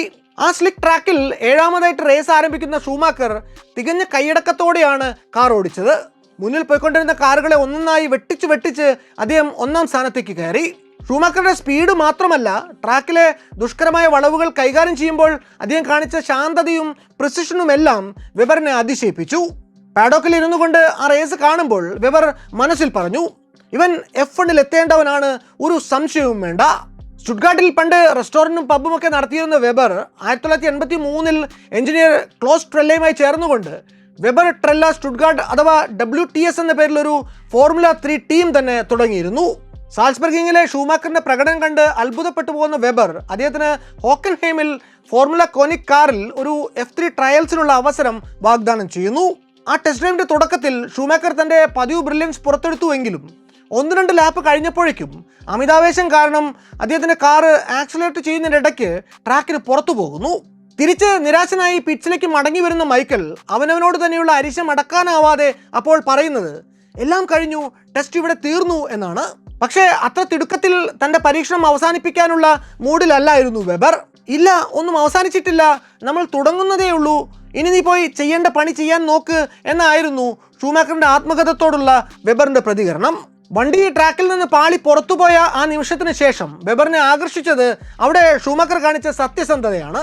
അയാൾ അതിൻ്റെ പേരിൽ ട്രാക്കിനെ കുറ്റപ്പെടുത്തിയില്ല, മറ്റൊരു ഒഴിവ് കഴിവും പറഞ്ഞതുമില്ല. ഞാൻ അത്ര സ്പീഡിൽ പോകരുതായിരുന്നു, എൻ്റെ തെറ്റാണ് എന്ന് സ്വയം തെറ്റു മനസ്സിലാക്കാനും അത് തുറന്നു പറയാനും മൈക്കൽ തയ്യാറായി. തൻ്റെ 20ാം വയസ്സിൽ മൈക്കൽ ഷൂമാക്കർ ഫോർമുല 1 കുറിച്ച് സ്വപ്നം കണ്ടു തുടങ്ങിയിരുന്നില്ല. അയാളുടെ ലോകം അപ്പോഴും ഫോർമുല 3 തന്നെയായിരുന്നു. അതിൻ്റെ സർക്യൂട്ടുകളിൽ എങ്ങനെ കൂടുതൽ വേഗത്തിൽ കാർ ഓടിക്കാം എന്നതു മാത്രമായിരുന്നു അപ്പോഴത്തെ അയാളുടെ ചിന്ത. പക്ഷേ അക്കൊല്ലം തന്നെ അയാൾക്ക് ആദ്യമായിട്ടൊരു ഫോർമുല 1 റേസ് കാണാനുള്ള നിയോഗമുണ്ടായി. മൊണോക്കോ ഗ്രാൻഡ് പ്രീ 1989 മെയ് 6 നടന്ന ആ റേസ് കാണാൻ വേണ്ടി WTSലെ തൻ്റെ ടീംമേറ്റ് ആയിട്ടുള്ള ഫ്രാങ്ക് ഷ്മിക്ലറിനോടൊപ്പം പോകുന്ന മൈക്കലിൻ്റെ മനസ്സിൽ ഫോർമുല 1 പ്രതീക്ഷകളെക്കാൾ അതിനെക്കുറിച്ചുള്ള കൗതുകം മാത്രമായിരുന്നു. മോണ്ടെ കാർലോയുടെ തെരുവുകൾ അന്ന് ആകെ ഉത്സവ ഛായയിലായിരുന്നു. ഗ്രിഡിന്റെ മുൻനിരയിൽ അന്നുണ്ടായിരുന്നത് അന്നത്തെ ഫോർമുല 1 റേസിംഗിന്റെ ബെഞ്ച് മാർക്കായിരുന്ന 2 സ്കാർലെറ്റ് ആൻഡ് വൈറ്റ് മാക്ലറൻ കാറുകളായിരുന്നു. ഐക്കോണിക് നമ്പർ 1 കാറിൽ തൻ്റെ ട്രേഡ് മാർക്ക് മഞ്ഞയും പച്ചയും ഹെൽമെറ്റും ധരിച്ച് സാക്ഷാൽ അയർട്ടൺ സെന്നയുണ്ട്. വെള്ള മെക്ലോറിൻ കാറിന്റെ പശ്ചാത്തലത്തിൽ സെന്നയുടെ ഹെൽമെറ്റ് അയാളുടെ ജന്മദേശമായിട്ടുള്ള ബ്രസീലിന്റെ ഫ്ലാഗിനെ ഓർമ്മിപ്പിച്ചു. സെന്നയുടെ തൊട്ടടുത്തായിട്ട് അയാളുടെ പ്രധാന എതിരാളി ഫ്രഞ്ച് റേസർ അലൈൻ പ്രോസ്റ്റ് ഉണ്ട്. ഏറെ ആയാസരഹിതമായി സെന്ന ആ റേസിൽ തൻ്റെ കാർ ഓടിക്കുന്നത് അന്ന് സൈഡ് ലൈൻസിൽ ഇരുന്നു കൊണ്ട് മൈക്കൽ ഷൂമാക്കർ കണ്ടു. ഓരോ ലാപ്പിലും സെന്ന തൻ്റെ തൊട്ടുപിന്നിലുള്ള റേസറുമായിട്ടുള്ള ഗ്യാപ്പ് കൂട്ടിക്കൊണ്ടുവന്നു. റേസിനൊടുവിൽ ചെക്കേർഡ് ഫ്ലാഗ് വീശിയപ്പോൾ സെന്ന പ്രോസ്റ്റിനെ 50 സെക്കൻഡിന്റെ വ്യത്യാസത്തിൽ തോൽപ്പിക്കുന്നു. ഈ കാഴ്ച കണ്ട് ഷൂമാക്കർ രോമാഞ്ചപ്പെട്ടു എന്നോ, അല്ലെങ്കിൽ ഇങ്ങനെയൊരു റേസിന് സാക്ഷ്യം വഹിച്ചത് അയാളുടെ ജീവിതം മാറ്റിമറിച്ചു, അല്ലെങ്കിൽ ഇവിടമാണ് എൻ്റെ തട്ടകം എന്നൊരു ഉൾവിളി ഉണ്ടായി എന്നൊക്കെയാണ് പറയാൻ വരുന്നത് എന്നാകും നിങ്ങളിൽ ചിലരെങ്കിലും ഒരുപക്ഷെ കരുതുന്നുണ്ടാവുക. എന്നാൽ അങ്ങനെയല്ല. ഫോർമുല 1 റേസിന്റെ ബഹളം, വേഗം, ഗ്ലാമർ ഒന്നും തന്നെ അന്ന് ഷൂമാക്കറിനെ സ്വാധീനിച്ചതേയില്ല. അയാൾ വന്ന പോലെ തിരികെ തൻ്റെ F3 പ്രയത്നങ്ങളിലേക്ക് മടങ്ങിപ്പോയി. ഒരു കാര്യത്തിൽ അയാൾക്കും വെബറിനുമിടയിൽ ഒരു ധാരണയുണ്ടായിരുന്നു. നന്നായി ഹോംവർക്ക് ചെയ്ത് മൈക്കൽ ജർമ്മൻ F3 അറീനയിലേക്ക് മടങ്ങിയെത്തും. റേസുകൾ ഓടി മുഴുമിക്കുക എന്നതല്ല ലക്ഷ്യം, ഓരോ റേസിലും ഡോമിനേറ്റ് ചെയ്യുക എന്നത് തന്നെയാണ്. ആ പറഞ്ഞത് തന്നെ അയാൾ ചെയ്തു. തൻ്റെ 21-ാം വയസ്സിൽ അയാൾ 5 റേസുകൾ വിജയിച്ചു. ജർമ്മൻ F3 ചാമ്പ്യൻഷിപ്പ് കിരീടം നേടുകയും ചെയ്തു. അന്നത്തെ ആ വിജയം മൈക്കലിന് 20,000 പൗണ്ടിന്റെ ബോണസാണ് നേടിക്കൊടുക്കുന്നത്. അയാളത് ഫാൻസി കാറുകളോ വാച്ചുകളോ ഒന്നും വാങ്ങാൻ വേണ്ടി ചെലവിട്ടില്ല. പകരം ആ പണം ഒരു സൂട്ട് കേസിൽ നിറച്ച് അയാൾ നേരെ വീട്ടിലേക്ക് ചെന്ന് അത് അച്ഛനെ ഏൽപ്പിച്ചു. എൻ്റെ കുടുംബം അന്ന് അടിമുടി കടത്തിലായിരുന്നു. കയ്യിൽ അന്ന് സൂട്ട് കേസ് വരെ പണം വെച്ച് കൊടുത്തപ്പോൾ അച്ഛൻ്റെ മുഖത്ത് തെളിഞ്ഞ ആശ്ചര്യം എന്നെ വല്ലാതെ ആഹ്ലാദിപ്പിച്ചു എന്ന് പിന്നീട് അതേപ്പറ്റി ഷൂമാക്കർ ഓർത്തു വച്ചിരുന്നു. ഒടുവിൽ ഫോർമുല 1ലേക്ക് വരാൻ മൈക്കൽ ഷൂമാക്കർ തീരുമാനിച്ചപ്പോൾ അന്നത്തെ ഗ്രിഡ് വമ്പൻ പേരുകൾ കൊണ്ട് നിറഞ്ഞിരുന്നു. മക്ലാറിനു വേണ്ടി അയർട്ടൺ സെന്ന എന്ന ലോക ചാമ്പ്യൻ, വില്യംസിനു വേണ്ടി മാൻസൽ, ഫെറാറിക്ക് വേണ്ടി പ്രോസ്റ്റ് എന്നിങ്ങനെ കരിയറിന്റെ പ്രൈമിൽ നിൽക്കുന്ന ഒരു കൂട്ടം റേസർമാർ. മൈക്കൽ ഷൂമാക്കർ ആണെങ്കിൽ തൻ്റെ കരിയറിന്റെ പ്രാരംഭ ദശയിൽ നിൽക്കുകയാണ്. നന്നേ ചെറിയ പ്രായം. ഷൂമാക്കറുടെ അന്നത്തെ ഫോർമുല 1 ക്വാളിഫയിങ് സെഷന് തൊട്ടു തലേന്നുള്ള രാത്രി വെബർ പിന്നീട് ഓർത്തെടുക്കുന്നുണ്ട്. അവർ രണ്ടുപേരും കൂടി തിരക്കുള്ള സ്ട്രീറ്റിലെ ഓപ്പൺ റെസ്റ്റോറൻറ്റിൽ ഇരുന്നുകൊണ്ട് പിസ കഴിക്കുകയാണ്. നല്ല തിരക്കുണ്ടായിരുന്ന സ്ക്വയറിൽ ചുരുങ്ങിയത് 500 പേരെങ്കിലും അപ്പോൾ ഉണ്ടായിരുന്നു. എന്നിട്ടും ഒരാൾ പോലും മൈക്കലിനെ തിരിച്ചറിഞ്ഞില്ല. ആരും അടുത്തേക്ക് വന്നതുമില്ല. ഞങ്ങളന്ന് ഒരാൾ പോലും വന്ന് ബുദ്ധിമുട്ടിക്കാതെ സ്വൈരമായി ഇരുന്ന് ഭക്ഷണം കഴിച്ചു. അങ്ങനെ ചെയ്യാനൊത്ത അവസാനത്തെ രാത്രിയായിരുന്നു അത് എന്ന് പിന്നീട് വെബർ അതിനെപ്പറ്റി ഓർക്കുന്നുണ്ട്. ഐറിഷ് ടീമായിട്ടുള്ള ജോർദാൻ ഫോർഡിന് വേണ്ടി 1991 ബെൽജിയൻ ഗ്രാൻഡ് പ്രിയിലായിരുന്നു ഷൂമാക്കറുടെ ഫോർമുല 1 അരങ്ങേറ്റം. Car number 32. അങ്ങനെ ഒരു അവസരം മൈക്കലിനെ തേടി എത്തിയതുപോലും തികച്ചും ആകസ്മികമായിട്ടാണ്. ടീമിന്റെ റെഗുലർ ഡ്രൈവർ ബെട്രാൻ ഗാഷോട്ടിനെ ഒരു ടാക്സിക്കാരനുമായിട്ടുണ്ടായ റോഡ് റേജിന് ഇടയ്ക്ക് അയാളുടെ മുഖത്തേക്ക് ടിയർ ഗ്യാസ് അടിച്ചതിന്റെ പേരിൽ ലണ്ടൻ പോലീസ് അറസ്റ്റ് ചെയ്ത് ജയിലിൽ അടച്ചതിനെ തുടർന്നാണ് അതുണ്ടാവുന്നത്. ആ എഗ്രിമെന്റിൽ ഒപ്പിടുന്നതിന് മുമ്പ് ജോർദാൻ ടീമിന്റെ എഡ്ഡി ജോർഡാൻ വെബറിനോട് ഒരു ചോദ്യം ചോദിക്കുന്നുണ്ട്. മൈക്കിൾ ഇതിനു മുമ്പ് എപ്പോഴെങ്കിലും സ്പായിൽ കാർ ഓടിച്ചിട്ടുണ്ടോ? സർക്യൂട്ട് ഡേ സ്പാ ഫ്രാങ്കോർഷാൻ എന്ന ബെൽജിയത്തിലെ ഏറെ സങ്കീർണമായ റേസിംഗ് ട്രാക്ക് ഒരുവിധം റേസർമാരെ എല്ലാവരെയും കുഴപ്പത്തിൽ കൊണ്ട് ചാടിക്കുന്ന ഒന്നായതുകൊണ്ടാണ് അന്ന് ജോർഡാൻ അങ്ങനെ ഒരു ചോദ്യം ചോദിച്ചത്. അന്ന് വെബർ ജോർദാനോട് കണ്ണിമ പോലും വെട്ടാതെ പിന്നില്ല 100 വട്ടമെങ്കിലും അയാൾ ഓടിച്ചിട്ടുണ്ട് എന്നൊരു കല്ലുവെച്ച നുണ കാച്ചി എന്ന് ആൻ ഇൻഡിപെൻഡന്റ് മാൻ എന്ന തന്റെ ആത്മകഥയിൽ പിന്നീട് എഡ്ഡി ജോർദാൻ ഓർത്തെടുക്കുന്നുണ്ട്. അന്ന് വെബർ പറഞ്ഞ ഈ മറുപടി, ഈ കള്ളം ഷൂമാക്കറുമായിട്ട് ഒരു കരാർ ഒപ്പിടുന്ന കാര്യത്തിൽ തന്നെ വല്ലാതെ സ്വാധീനിച്ചിരുന്നു എന്നാണ് ജോർദാൻ പറഞ്ഞത്. ആ റേസ് മുഴുമിക്കാൻ അന്ന് ഷൂമാക്കറിന് സാധിച്ചില്ല എങ്കിലും അയാളുടെ ക്വാളിഫയിങ് പെർഫോമൻസ് എല്ലാവരെയും ആശ്ചര്യപ്പെടുത്താൻ പോകുന്നതായിരുന്നു. ആ ഒരു റേസിലെ പെർഫോമൻസോടുകൂടി സീസണിലെ ശേഷിക്കുന്ന റേസുകളിൽ മൈക്കൽ ഷൂമാക്കർ ജോർദാൻ ടീമിനു വേണ്ടി തന്നെ കളിക്കാമെന്ന് ടീം മാനേജ്മെന്റും ഷൂമാക്കറെ പ്രതിനിധീകരിച്ച വെബറും തമ്മിൽ തത്വത്തിൽ ധാരണയായി. എന്നാൽ ഈ റേസ് കഴിഞ്ഞ പാടെ തന്നെ മൈക്കൽ ഷൂമാക്കറെ ബെനിറ്റൻ ഫോർഡ് സൈൻ ചെയ്തു. ആരും പ്രതീക്ഷിക്കാതെ ഉണ്ടായ മാറ്റം സകലരെയും ഞെട്ടിച്ചു കളഞ്ഞു. ഒപ്പം ഒരുപാട് വിവാദങ്ങൾക്കും അത് കാരണമായി. അങ്ങനെ ഒരു മാറ്റത്തിന് അന്ന് മൈക്കലിനെ സഹായിച്ചത് ജോർദാനുമായി ഒപ്പിട്ട കരാറിലെ ഒരു ലീഗൽ ലൂപ്പ് ഹോളാണ്. കോൺട്രാക്റ്റിൽ ദ ഡ്രൈവർ അഗ്രിമെന്റ് എന്നതിന് പകരം അടിച്ചു വച്ചിരുന്ന എ ഡ്രൈവർ അഗ്രിമെന്റ് എന്ന പ്രയോഗത്തെ വ്യാഖ്യാനിച്ചുകൊണ്ട് വെബറാണ് അന്ന് മൈക്കലിനോട് വേണമെങ്കിൽ ജോർദാൻ വിട്ട് ബെനറ്റൺ ഫോർഡിൽ പോകാമെന്ന് ഉപദേശിക്കുന്നത്. ഈ ഇറങ്ങിപ്പോക്കിന്റെ പേരിൽ പിന്നീട് കോടതിയിൽ കേസ് വരെ നടന്നുവെങ്കിലും വെബറുടെ കൂർമ്മബുദ്ധി കോടതി നടപടികളിൽ നിന്ന് ഷൂമാക്കറെ രക്ഷിക്കുന്നു. 1991 സീസൺ ബെനറ്റിനോടൊപ്പം പൂർത്തിയാക്കുമ്പോൾ ഷൂമാക്കർ 6 റേസുകളിൽ നിന്നായിട്ട് നേടിയിരുന്നത് 4 പോയിന്റാണ്. തൊട്ടടുത്ത വർഷം, അതായത് 1992 സ്പായിലെ ട്രിക്കി വെറ്റ് കണ്ടീഷനിൽ മൈക്കൽ ഷൂമാക്കർ തന്റെ കരിയറിലെ ആദ്യത്തെ ഫോർമുല 1 വിജയവും കരസ്ഥമാക്കുന്നു. അയർട്ടൺ സെന്നയെ കുറിച്ച് ടോപ്പ് ഗിയറിന് വേണ്ടി ഡോക്യുമെന്ററി പിടിക്കാൻ ഇറങ്ങിയ ബ്രിട്ടീഷ് ടെലിവിഷൻ ഹോസ്റ്റ് ആയിട്ടുള്ള ജെറമി ക്ലാർക്സൺ എന്ന് പറഞ്ഞത്, സത്യസന്ധമായിട്ട് പറയുകയാണെങ്കിൽ ഞാൻ ഒരു കാലത്തും ഒരു സെന്ന ഫാൻ ആയിരുന്നില്ല, എക്കാലത്തെയും മികച്ച റേസിംഗ് കാർ ഡ്രൈവർ ജിൽ വെൽനവാണ് എന്നാണ് എൻ്റെ അഭിപ്രായം എന്നാണ്. എന്നാൽ ഈ ഒരു ഡോക്യുമെന്ററിക്ക് വേണ്ടി എടുത്ത പണി അയാളുടെ അഭിപ്രായത്തെ തന്നെ തിരുത്തി കുറിച്ചു. ആ ഡോക്യുമെന്ററിയുടെ റിസർച്ചിന് വേണ്ടി മണിക്കൂറുകളോളം വരുന്ന റേസിംഗ് ഫുട്ടേജുകൾ ഇരുന്ന് കാണേണ്ടി വന്നിട്ടുണ്ട് എനിക്ക്. ഇതെല്ലാം കണ്ടു കഴിഞ്ഞപ്പോഴാണ് എനിക്കൊരു കാര്യം ബോധ്യപ്പെട്ടത്. വിൽനവ് തൻ്റെ മാസ്മരിക പ്രകടനം പുറത്തെടുത്ത നിരവധി അവസരങ്ങൾ നമ്മൾ മുമ്പ് കണ്ടിട്ടുണ്ട്. എന്നാൽ ഈ സെന്ന അയാൾ എപ്പോഴൊക്കെ കാറിനുള്ളിൽ കയറിയിട്ടുണ്ടോ അപ്പോഴൊക്കെയും മാസ്മരികമായ പ്രകടനം തന്നെ പുറത്തെടുത്തിട്ടുള്ള ആളാണ് എന്നും ക്ലാർക്സൺ തുടർന്ന് പറയുകയുണ്ടായി. അയർട്ടൺ സെന്ന എന്ന ലെജൻഡിനെ കുറിച്ച് ഇതിലും ലളിതമായി മറ്റെങ്ങനെ നമുക്ക് പറഞ്ഞു വെക്കാനാവും? മൈക്കൽ ഷൂമാക്കർ എന്ന പ്രതിഭയുടെ മൈൻഡ് സെറ്റും ഡ്രൈവിംഗ് സ്റ്റൈലും വളർന്നു വന്ന കാലത്ത് അയാളിൽ ഏറ്റവും കൂടുതൽ സ്വാധീനം ചെലുത്തിയിട്ടുള്ളത് അയർട്ടൺ സെന്ന തന്നെയാണ് എന്ന് Michael Schumacher the edge of greatness എന്ന പുസ്തകത്തിൽ ജെയിംസ് അലൻ എഴുതുന്നുണ്ട്. ഈ സെന്ന റേസിംഗ് ട്രാക്കിലേക്ക് വരുമ്പോൾ എങ്ങനെയാണ് പെരുമാറുന്നത് എന്ന് ഷൂമാക്കർ സശ്രദ്ധം നിരീക്ഷിച്ചിരുന്നു. സ്റ്റിയറിംഗ് വീലിന് പിന്നിൽ ചെന്നിരുന്ന് വണ്ടി ഓടിക്കുക മാത്രമല്ല സെന്ന ചെയ്തിരുന്നത്, ആ കാറുമായിട്ട് ബന്ധപ്പെട്ട എല്ലാറ്റിലും അയാളുടെ ഇടപെടൽ ഉണ്ടാകുമായിരുന്നു. എങ്ങനെയാണ് സെന്ന മൊത്തം ടീമിനെ തൻ്റെ കാന്തവലയത്തിൽ നിർത്തിയിരുന്നത്, എങ്ങനെയാണ് അയാൾ തൻ്റെ എഞ്ചിനീയേഴ്സിനെ ടെക്നീഷ്യൻസിനെ ഒക്കെ കൂടെ നിർത്തിയിരുന്നത്, അവരെ പ്രചോദിപ്പിച്ചിരുന്നത്, ഇതൊക്കെ മൈക്കൽ നേരിട്ട് കണ്ടിട്ടുണ്ട്. ചിലപ്പോഴൊക്കെ സെന്ന ജപ്പാനിൽ ചെന്ന് ഹോണ്ട എഞ്ചിനീയർമാരെ നേരിട്ട് കാണുമായിരുന്നു. അവരുമായിട്ടുള്ള കമ്മ്യൂണിക്കേഷൻ തന്നെ റേസിൽ എത്രമാത്രം സഹായിക്കുമെന്ന് അയാൾക്ക് നല്ല നിശ്ചയമുണ്ടായിരുന്നു. റേസ് ട്രാക്കിൽ പോലും സെന്ന എങ്ങനെയാണ് മറ്റു ഡ്രൈവർമാരോട് ഇടപെടുന്നത് എന്ന് ഷൂമാക്കർ ശ്രദ്ധിച്ചിരുന്നു.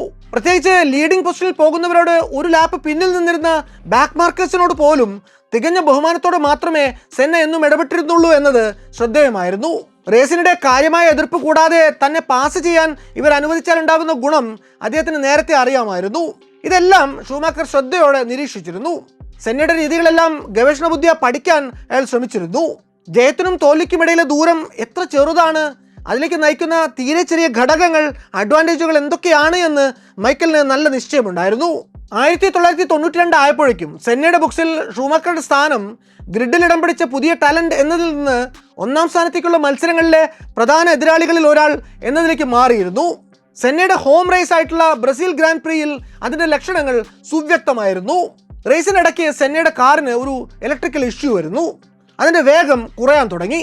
ഈ അവസരം മുതലെടുത്ത് ഷൂമാക്കർ സെന്നയുടെ കാറിനോട് അടുത്തു വന്നിട്ടും അത്ര എളുപ്പത്തിൽ കടത്തി വിടാതിരിക്കാൻ സെന്ന പരമാവധി ശ്രമിക്കുന്നു. പോഡിയത്തിലേക്ക് എത്താൻ അന്ന് ഷൂമാക്കർക്ക് സാധിച്ചുവെങ്കിലും സെന്നയുടെ ആ ചെയ്ത്തിൽ ഷൂമാക്കർക്ക് കാര്യമായിട്ടുള്ള അപ്രീതി ഉണ്ടായി. റേസിംഗിന്റെ മര്യാദകൾ പാലിക്കാത്തൊരു ഇടപാടാണ് സെന്ന അന്ന് കാണിച്ചത് എന്ന് ഷൂമാക്കർക്ക് തോന്നി. ഒരാഴ്ചയ്ക്ക് ശേഷം മാഗ്നി കോഴ്സിൽ നടന്ന ഫ്രഞ്ച് ഗ്രാൻഡ് പ്രിയിൽ ഇരുവരും തമ്മിലുള്ള ചൊരുക്ക് മറനീക്കി പുറത്തു വന്നു. ആദ്യ ലാപ്പിൽ തന്നെ ഷൂമാക്കർ വീണ്ടും സെന്നയ്ക്ക് തൊട്ടു പിന്നിലെത്തി. ഈ രണ്ട് കാറുകളും തൊട്ടില്ല എന്ന മട്ടിൽ ട്രാക്കിന്റെ സ്ലോവസ്റ്റ് കോർണർ ആയിട്ടുള്ള അഡ്ലേഡ് ഹെയർപിന്റെ അടുത്ത് എത്തിയതും ഷൂമാക്കർ ഉള്ളിലൂടെ മറികടക്കാൻ ഒരു ശ്രമം നടത്തുന്നു. അങ്ങനെ ശ്രമിച്ചാൽ ഒരിക്കലും ഇടം കൊടുക്കാത്ത ഒരാളാണ് സെന്ന. എന്നാൽ ഇത്തവണ ഷൂമാക്കറും ഇടിക്കാതിരിക്കാൻ വേണ്ടി വേഗം കുറയ്ക്കാൻ നിന്നില്ല. വന്ന മൂച്ചിന് രണ്ട് കാറുകളും തമ്മിൽ കൂട്ടിയിടിച്ചു. സെന്നയുടെ കാർ ഒരൊറ്റ ഇടിയുടെ ആഘാതത്തിൽ പ്രവർത്തനരഹിതമായി. റേസ് റെഡ് ഫ്ലാഗ് ചെയ്യപ്പെട്ടു. ഷൂമാക്കറുടെ കാറിന്റെ ഫ്രണ്ട് വിങ്ങും ഇടിയിൽ തകർന്നുവെങ്കിലും റേസ് റീസ്റ്റാർട്ട് ചെയ്യുന്നതിന് മുമ്പ് തന്നെ അത് റിപ്പയർ ചെയ്തെടുക്കാൻ ടീമിനായി. റീസ്റ്റാർട്ടിന് തൊട്ടു മുമ്പായി സെന്ന അതാ ഗ്രിഡിലേക്ക് നടന്നു ചെല്ലുന്നു. റേസിംഗ് ഷൂട്ടൊക്കെ എപ്പോഴേ വലിച്ചൂരി എറിഞ്ഞിട്ടുള്ള വരവാണ്. ജീൻസും ഒരു സ്വെറ്ററുമാണ് വേഷം. അദ്ദേഹം ചെല്ലുന്നത് നേരെ ഷൂമാക്കറുടെ കാർ ലക്ഷ്യമിട്ടാണ്. നേരത്തെ ട്രാക്കിൽ നടന്ന സംഭവത്തിന്റെ കലി നേരിട്ട് ചോദിച്ച് തന്നെ തീർക്കാനാണ് സെന്നയുടെ ഭാവം. ലാ ഗസറ്റ ഡെല്ലോ സ്പോർട്ട് എന്ന ഇറ്റാലിയൻ സ്പോർട്സ് മാസികയുടെ ജേർണലിസ്റ്റ് ആയിരുന്ന പിനോ അലിയേവി അന്ന് അവിടെ നടന്ന സംഭാഷണം കേൾക്കാൻ പറ്റുന്നത്ര അടുത്തായിരുന്നു. ഇനിയുള്ള സംഭാഷണം അദ്ദേഹത്തിന്റെ റിപ്പോർട്ടിനെ ഉദ്ധരിച്ചുകൊണ്ടുള്ളതാണ്. നീ ഇതെന്തു ഭാവിച്ചാണ് എന്ന് ഒരു കൈ ഷൂമാക്കറുടെ തോളിലമർത്തി മറുകൈ അയാളുടെ മുഖത്തിന് നേരെ ചൂണ്ടിക്കൊണ്ട് സെന്നയുടെ പാരുഷ്യം കലർന്ന ചോദ്യം, നീ ആരാണെന്നാണ് നിന്റെ വിചാരം? നീ ചെയ്തത് തിരുത്താനാവാത്ത തെറ്റാണ്, ഇങ്ങനെ ചെയ്യാൻ പാടില്ല, വലിയ ദുരന്തത്തിനാണ് നീ കാരണമാകുക എന്നിങ്ങനെ സെന്നയുടെ കയർക്കൽ തുടർന്നു പോകുന്നു.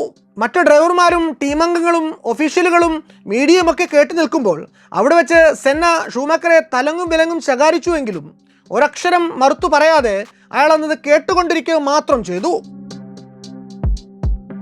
1994 ഷൂമാക്കറുടെ കരിയറിലെ ഒരു വഴിത്തിരിവ് എന്നൊക്കെ പറയാവുന്ന വർഷമാണ്.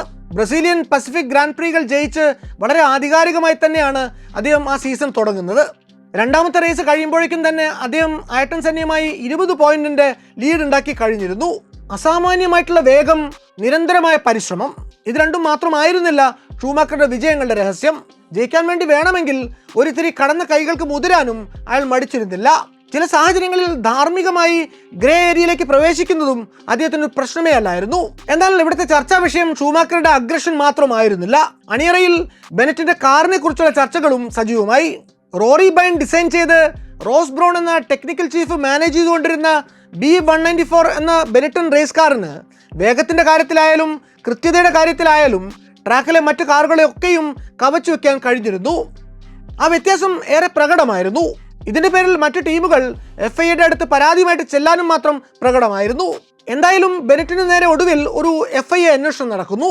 കാറിനുള്ളിൽ ഒളിച്ചു വെച്ചിട്ടുള്ള ട്രാക്ഷൻ കൺട്രോൾ സിസ്റ്റങ്ങളും നിരോധിക്കപ്പെട്ട ഇലക്ട്രോണിക് എയ്ഡിംഗ് എക്യുപ്മെന്റ്സും ഒക്കെ ഉണ്ട് എന്നായിരുന്നു അന്നത്തെ ആക്ഷേപങ്ങൾ. FIA അന്ന് നടത്തിയ അന്വേഷണത്തിൽ കാര്യമായി ഒന്നും പുറത്തു വന്നില്ല എങ്കിലും ഇത്തരത്തിലുള്ള അഭ്യൂഹങ്ങൾ തുടർന്ന് അങ്ങോട്ടും ഉയർന്നു വന്നുകൊണ്ടേയിരുന്നു. സെന്നയും ബെനറ്റൻ ഷൂമാക്കറിന് നൽകുന്ന ആനുകൂല്യത്തെക്കുറിച്ചും അതുപോലെ ഷൂമാക്കറുടെ അഗ്രഷനെ കുറിച്ചുമൊക്കെയുള്ള അനിഷ്ടങ്ങൾ മനസ്സിൽ സൂക്ഷിച്ചുകൊണ്ടിരിക്കുന്ന കാലമാണ്. പ്രസിഡന്റ് ഒരു ചോദ്യത്തിന് മറുപടിയായിട്ട് അന്ന് സെന്ന പറഞ്ഞു വെക്കുന്നത് തന്റെ ചാമ്പ്യൻഷിപ്പ് സത്യത്തിൽ തുടങ്ങാൻ പോകുന്നത് ഇമോളയിൽ സാൻ മാരിനോ ഗ്രാൻഡ് പ്രിയിലായിരിക്കും എന്നാണ്. ക്വാളിഫയിങ് ഘട്ടത്തിൽ സെന്ന തന്റെ ആ വാക്ക് പാലിച്ചുകൊണ്ട് പോൾ പൊസിഷൻ പിടിക്കുകയും ചെയ്തു. റേസ് ആരംഭിച്ച നിമിഷത്തിൽ ഗ്രിഡിൽ വെച്ച് തന്നെ ജെ ലത്തോയുടെ ബെനറ്റൻ കാർ സ്റ്റോൾ ആകുന്നു. പിന്നാലെ വന്ന പെഡ്രോ ലാമിയുടെ ലോട്ടസ് അതിലേക്ക് ഇടിച്ചു കയറുന്നു. സേഫ്റ്റി കാർ പീരീഡ് ഇമ്പോസ് ചെയ്യപ്പെടുന്നു. 5ാമത്തെ ലാപ്പിനൊടുവിൽ റേസ് പുനരാരംഭിച്ചപ്പോൾ ഷൂമാക്കറുടെ തൊട്ടുമുന്നിലായിട്ട് കുതിച്ചു പാഞ്ഞു പോയിക്കൊണ്ടിരിക്കുകയായിരുന്ന സെന്ന ഷൂമാക്കറുമായിട്ടുള്ള ഗ്യാപ്പ് മെച്ചപ്പെടുത്താൻ വേണ്ടി തന്റെ വേഗം കൂട്ടാൻ ശ്രമിച്ചു. 7ാം ലാപ്പിന്റെ തുടക്കത്തിൽ ദുരന്തം സെന്നയെ തേടിയെത്തി. ടംബർലോ കോണ്ടലിൽ വെച്ച് സെന്നയുടെ വില്യംസ് കാർ നിയന്ത്രണം വിട്ടുചെന്ന് നേരെ ഒരു കോൺക്രീറ്റ് ചുവരിൽ പോയിട്ട് ഇടിക്കുന്നു. പിന്നീട് ടെലിമെട്രി റെക്കോർഡുകൾ പരിശോധിച്ചപ്പോൾ ഒരു കാര്യം വ്യക്തമായി. 310 km/h കുതിക്കുകയായിരുന്ന സെന്ന വളവെത്തി നിയന്ത്രണം വിട്ടുവെന്ന് കണ്ടപ്പോൾ ഇടി നടക്കുന്നതിന് മുമ്പുള്ള 2 സെക്കൻഡ് നേരം കൊണ്ട് കാറിന്റെ വേഗം 218 km/h കുറച്ചു കൊണ്ടുവന്നിരുന്നു. പക്ഷെ അതുകൊണ്ട് കാര്യമുണ്ടായില്ല. ഇടി നടന്ന അതേ നിമിഷം തന്നെ കാറിന്റെ ഫ്രണ്ട് സസ്പെൻഷൻ ഒടിഞ്ഞ് വലത്തെ ടയർ പിന്നിലേക്ക് തെറിച്ചു വന്ന് സെന്നയുടെ തലയ്ക്കടിക്കുന്നു. കാർ നിരങ്ങി നീങ്ങി വശത്തേക്ക് മാറി നിൽക്കുന്നു. അതിനുള്ളിൽ ചലനമറ്റിരിക്കുന്ന സെന്നയാണ് ഓടി വന്ന റെസ്ക്യൂ ടീം അപ്പോൾ കാണുന്നത്. ഹെലികോപ്റ്റർ പകർത്തിയ തത്സമയ ദൃശ്യങ്ങളിൽ സെന്നയുടെ തല അപ്പോൾ ചെറുതായിട്ട് അനങ്ങുന്നത് കണ്ടപ്പോൾ ചിലർക്കെങ്കിലും താൽക്കാലികമായിട്ടെങ്കിലും ഒരു നേരിയ പ്രതീക്ഷ തോന്നി. അപകടം നടന്ന് 2 മിനിറ്റിനുള്ളിൽ തന്നെ ഡോക്ടർ സിഡ് വാട്കിൻസ് ആ കാറിനടുത്തേക്ക് കുതിച്ചെത്തി സെന്നയെ പരിചരിക്കാൻ അന്ന് ശ്രമിക്കുന്നുണ്ട്. ഉടനടി കാറിൽ നിന്ന് പുറത്തിറക്കി അദ്ദേഹത്തെ എയർലിഫ്റ്റ് ചെയ്ത് ആശുപത്രിയിൽ എത്തിച്ച് അതിതീവ്ര പരിചരണ വിഭാഗത്തിൽ പ്രവേശിപ്പിക്കുന്നു. പക്ഷേ ഡോക്ടർമാർക്ക് എന്തെങ്കിലും അത്ഭുതങ്ങൾ പ്രവർത്തിക്കാൻ പറ്റുന്നതിനേക്കാളൊക്കെ ഗുരുതരമായ പരിക്കുകളാണ് സെന്നയ്ക്ക് ആ അപകടത്തിൽ പിണഞ്ഞത്. അന്ന് വൈകുന്നേരം തന്നെ അദ്ദേഹത്തിന്റെ മരണം സ്ഥിരീകരിക്കപ്പെട്ടു. സെന്ന അങ്ങനെ ഒരു മേജർ ക്രാഷിൽ കൊല്ലപ്പെട്ടു എന്നതിനേക്കാൾ ദൗർഭാഗ്യകരമായിട്ടുള്ള വേറെ ചില സംഭവങ്ങൾ കൂടി തുടർന്നുണ്ടായി. അദ്ദേഹത്തിന്റെ വില്യംസ് കാറിന്റെ ഓൺബോർഡ് സിസ്റ്റങ്ങളിൽ നിന്ന് ടെലിമെട്രി വീഡിയോ അടക്കം പല ഡാറ്റയും അപകടം നടന്ന മിനിറ്റുകൾക്കുള്ളിൽ തന്നെ ഡിലീറ്റ് ചെയ്യപ്പെടുന്നു. ഇന്നുവരെയും അതെങ്ങനെ സംഭവിച്ചു എന്നതിൽ യാതൊരു വ്യക്തതയുമില്ല. സെന്നയുടെ അവിചാരിതമായിട്ടുണ്ടായ അപകട മരണം ഷൂമാക്കറിനെ വല്ലാതെ പിടിച്ചുലച്ചു കളഞ്ഞു. ഒരു ഫോർമുല 1 റേസർ എന്ന നിലയ്ക്ക് എല്ലാ കാലത്തും തൻ്റെ തലയ്ക്കുമീതെയും ഡെമോക്ലസിന്റെ വാള് പോലെ കിടന്നു തൂങ്ങുന്ന മരണമെന്ന യാഥാർത്ഥ്യത്തെക്കുറിച്ച് അത് അയാളെ ഓർമ്മിപ്പിച്ചു. എന്നാൽ 1994 സീസൺ പുരോഗമിക്കുന്തോറും ഫോക്കസ് പതുക്കെ ഷൂമാക്കറിൽ നിന്ന് മാറുന്നു. സമ്പൂർണ്ണ ആധിപത്യത്തിൽ ആരംഭിച്ച ആ സീസൺ പതിയെ പെനാൽറ്റികളും അയോഗ്യത കൽപ്പിക്കലും സസ്പെൻഷനുകളും ഒക്കെ നിറഞ്ഞൊരു കാലഘട്ടമായിട്ട് മാറുന്നു. ട്രാക്കിൽ റേസിനിടെ ഷൂമാക്കർ നടത്തുന്ന ഗ്രേ സോൺ കളിയെക്കുറിച്ചുള്ള അടക്കം പറച്ചിലുകൾ സീസണിന്റെ തുടക്കം തൊട്ട് തന്നെ എയറിലുണ്ടായിരുന്നു. സിൽവർ സ്റ്റോണിൽ ഒരു ബ്ലാക്ക് ഫ്ലാഗ് അവഗണിച്ചതിന്റെ പേരിൽ ഷൂമാക്കർക്ക് അയോഗ്യതയും കൽപ്പിക്കപ്പെട്ടിരുന്നു. തങ്ങളുടെ കാറിന്റെ ഫ്യൂൽ ഫില്ലിംഗ് മെക്കാനിസത്തിൽ കൃത്രിമം കാണിച്ചു എന്നൊരു ആക്ഷേപം ആ സീസണിൽ ബെനറ്റിന് നേർക്കും ഉയർന്നു വന്നു. പിറ്റ് സ്റ്റോപ്പുകളുടെ വേഗം കൂട്ടാൻ വേണ്ടി ഫ്യൂൽ ഫില്ലിംഗ് സിസ്റ്റത്തിന്റെ സേഫ്റ്റി ഫിൽറ്ററുകൾ എടുത്തു മാറ്റി എന്നതായിരുന്നു ആരോപണം. ആ ബഹളങ്ങളുടെ എല്ലാം കൊട്ടിക്കലാശം അഡലേഡിൽ നടന്ന ഓസ്ട്രേലിയൻ ഗ്രാൻഡ് പ്രീ ആയിരുന്നു. സീസണിലെ അവസാനത്തെ മത്സരം. രണ്ടാമതുള്ള ഡയമണ്ട് ഹില്ലിന്റെ മേളിൽ കഷ്ടിച്ചൊരു പോയിന്റിന്റെ നേരിയൊരു ലീഡുമായിട്ടാണ് ഷൂമാക്കർ ആ റേസിലേക്ക് എത്തുന്നത്. റേസിനിടയ്ക്ക് ഷൂമാക്കറുടെ കാർ ചുവരിൽ ഉരസി അതിനൊരു കേട് പറ്റുന്നു. ഇതൊരു അവസരമായിട്ട് കാണുന്ന ഹിൽ അടുത്ത വളവിൽ ഷൂമാക്കറെ മറികടക്കാൻ ശ്രമിച്ചപ്പോൾ അതിന് കുറുകെ വണ്ടി കൊണ്ടിട്ട് ഷൂമാക്കർ അതിനെ തടയുന്നു. 2 വണ്ടികളും കൂട്ടിയിടിക്കുന്നു. 2നും സാരമായ കേടും സംഭവിക്കുന്നു. ഇരുകൂട്ടർക്കും റേസ് പൂർത്തിയാക്കാനും അന്ന് സാധിക്കുന്നില്ല. ഇരുവർക്കും ആ അവസാന റേസിൽ നിന്ന് പോയിന്റ് ഒന്നും തന്നെ കിട്ടിയതുമില്ല. നേരത്തെ ഉണ്ടായിരുന്ന ഒരു പോയിന്റ് ലീഡിന്റെ ബലത്തിൽ മൈക്കൽ ഷൂമാക്കർ വേൾഡ് ചാമ്പ്യൻ ആവുകയും ചെയ്തു. അന്ന് ആ റേസ് കണ്ടുകൊണ്ട് പാഡോക്കിലിരുന്ന ഭൂരിഭാഗത്തിനും ട്രാക്കിൽ നടന്ന കൂട്ടിയിടി തൻ്റെ ചാമ്പ്യൻഷിപ്പ് ടൈറ്റിൽ നേട്ടത്തിനു വേണ്ടി ഷൂമാക്കർ മനഃപൂർവ്വം സൃഷ്ടിച്ച ഒന്നായിട്ടേ തോന്നിയുള്ളൂ. ആ അൺഫെയർ ടാക്ടിക്കിന്റെ പേരിൽ ഷൂമാക്കർക്ക് അന്ന് ഷൂമൽ ഷൂമി എന്നൊരു വിളിപ്പേരും ചാർത്തി കിട്ടുന്നു. ഷുമൽ എന്ന് വെച്ചാൽ വഞ്ചകൻ എന്നർത്ഥം. വഞ്ചകനായ ഷൂമാക്കർ എന്ന്. 1994 ആദ്യത്തെ ടൈറ്റിൽ നേടിയ ശേഷം അടുത്ത വർഷം, അതായത് 1995 ഷൂമാക്കർ തൻ്റെ 2ാം ലോക ചാമ്പ്യൻഷിപ്പ് കുറെ കൂടി എളുപ്പത്തിൽ നേടി. ബെനറ്റൻ റോണോയ്ക്ക് വേണ്ടി ട്രാക്കിലിറങ്ങിയ മൈക്കൽ ആ സീസണിലെ 17 റേസുകളിൽ 9ലും നിഷ്പ്രയാസം ജയിച്ചു കയറി. 2 റൗണ്ടുകൾ കൂടി ബാക്കി നിൽക്കെ ഷൂമാക്കർ ഡാമൻ ഹില്ലിനെ 33 പോയിന്റിന് പിന്നിലാക്കി ടൈറ്റിൽ സ്വന്തമാക്കി. അതോടെ 2 ഫോർമുല 1 ചാമ്പ്യൻഷിപ്പുകൾ അടുപ്പിച്ചു നേടുന്ന ഏറ്റവും ചെറുപ്പക്കാരനായിട്ടുള്ള ഡ്രൈവറായി മൈക്കൽ ഷൂമാക്കർ റേസിംഗ് ചരിത്രത്തിൽ ഇടം പിടിച്ചു. ഫോർമുല 1 സർക്യൂട്ടിൽ അന്ന് മത്സരിച്ചിരുന്ന മറ്റൊരു ടീമായിരുന്നു ഫെറാറി. ആദ്യം 1982-ലും പിന്നീട് 90-ലും ചാമ്പ്യൻഷിപ്പ് വിജയത്തിന് തൊട്ടടുത്ത് വരെ എത്തിയെങ്കിലും പിന്നീട് അങ്ങോട്ട് ടീമിന്റെ കഷ്ടകാലമായിരുന്നു. അവരുടെ ഐക്കോണിക് V12 എഞ്ചിൻ കാലഹരണപ്പെട്ടു പോയി. മറ്റു ടീമുകൾ ഉപയോഗിച്ചുകൊണ്ടിരുന്ന കുറെക്കൂടി ഭാരം കുറഞ്ഞ V10 എഞ്ചിനുകൾക്ക് മുന്നിൽ പിടിച്ചു നിൽക്കാൻ അവയ്ക്ക് സാധിക്കാതെയായി. മാത്രമല്ല അന്നത്തെ ഫെറാറി റേസിംഗ് കാറുകൾക്ക് ഭാരം കൂടുതലായിരുന്നു. അവയെ കൈകാര്യം ചെയ്യാനും വലിയ പ്രയാസമായിരുന്നു. അവ വേണ്ടത്ര റിലയബിളുമായിരുന്നില്ല. അന്നത്തെ ഫെറാറി ഡ്രൈവറായിരുന്ന അലൈൻ പ്രോസ്റ്റ് ആ സീസണിലെ കാറിനെ ട്രക്ക് എന്ന് വിശേഷിപ്പിച്ചത് സ്പോർട്സ് മാസികകളിൽ ചർച്ചയായിരുന്നു. എന്തിന് ഫെറാറിയുടെ പിറ്റ് ക്രൂ പോലും അവരുടെ കെടുകാര്യസ്ഥതയുടെ പേരിൽ പരസ്യമായി പരിഹസിക്കപ്പെട്ടിരുന്നു.